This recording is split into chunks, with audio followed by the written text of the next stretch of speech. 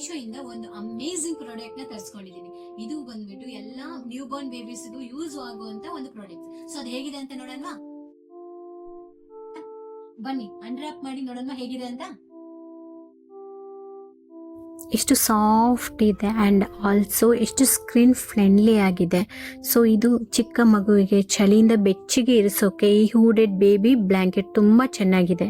ಇದು ತುಂಬ ಸಾಫ್ಟ್ ಆಗಿದ್ದು ಮಗುವಿಗೆ ಹಾಕಿದಾಗ ತುಂಬ ಕಂಫರ್ಟಬಲ್ ಆಗಿರುತ್ತೆ. ಇದರಲ್ಲಿ ಕ್ಯೂಟ್ ಆಗಿರೋ ಹೂಡಿ ಕೂಡ ಇದೆ, ಹಾಗಾಗಿ ಮಗುವಿನ ತಲೆಗೂ ಬೆಚ್ಚಗೆ ಇರುತ್ತದೆ. ಮಗುವನ್ನ ರ್ಯಾಪ್ ಮಾಡೋಕೆ ತುಂಬಾ ಈಸಿ ಆಗಿದೆ.